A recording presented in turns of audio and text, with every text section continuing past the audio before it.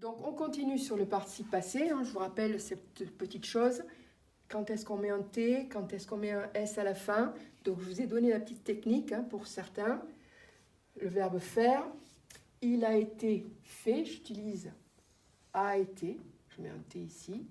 Elle a été faite. Je vais parler du bâtiment et de la maison. Pareil, le verbe mettre. Je pourrais écrire, il a mis i. Elle a mis i. Après tout. Ben non. On doit mettre un S. On va voir pourquoi. Par exemple, si je dis ce t-shirt a été mis. Donc, il a été mis. Il a été mis.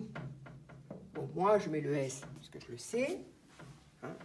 Mais si, par exemple, je remplace ce t-shirt par cette veste, j'écris « Elle a été mise ». Donc là, j'ai besoin du S.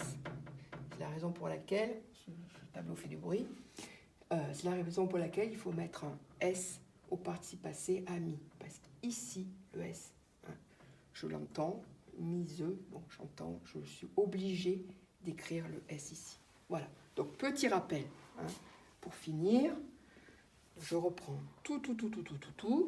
Participe passé, c'est donc un temps, comme un autre. Voilà, vous l'avez dans le Becherel, en bas à droite, généralement. Pour les verbes du premier groupe, le participe passé se termine par « et ». À ces verbes du premier groupe, on ajoute les verbes « aller »,« naître » et « être ». Pour les verbes du deuxième groupe, le participe passé étant « i ». Pour les verbes du troisième groupe, il y a 4 possibilités. Soit se termine par « u », soit par « i », soit par « t », soit par « s ». Toujours le petit truc pour le trouver. Il a ou elle a. Voilà. Et pour savoir si ces lettres muettes, le T et le S doivent être mis, autre petite technique, il a été fait, elle a été faite. Il a été mis, elle a été mise. Voilà. Tout ce que je vous ai dit, je l'ai récapitulé dans une leçon que j'ai tapée. Ça vous évitera de la copier. Il y a 2 pages. Vous les avez là. Voilà la première. Voilà la deuxième. Donc, ces 2 pages, vous les collerez dans votre cahier de leçons. Bien évidemment, vous la prenez. N'hésitez pas non plus à utiliser le Becherel. À aller donc tout en fait en bas à droite. Je vous rappelle, on ne se préoccupe pas de la première ligne ici.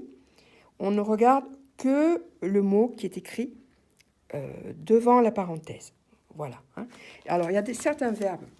Dernière chose, il faut que je les trouve. Le verbe, par exemple, pouvoir. Voyez, vous avez pu. La première ligne, on ne s'en occupe pas. Donc, pu. Vous vous rendez compte que là, il n'y a pas la parenthèse avec les E, le S, etc. Il n'y a pas. Donc, voilà le participe passé.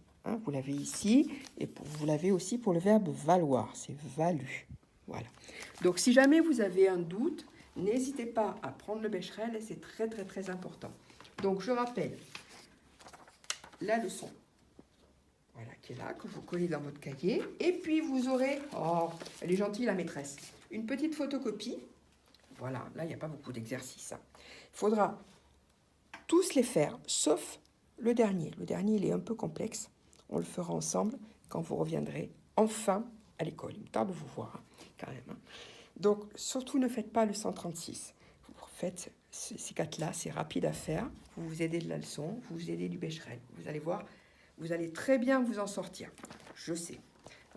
Donc, c'est fini pour aujourd'hui. Je remercie Monsieur Lagarde, qui est très utile comme d'habitude. Et puis, à bientôt, les enfants. Ah oui, Napoléon arrive, et puis une leçon de grammaire après. Et je pense que ce sera tout jusqu'au déconfinement. Allez, à bientôt. Au revoir, les enfants.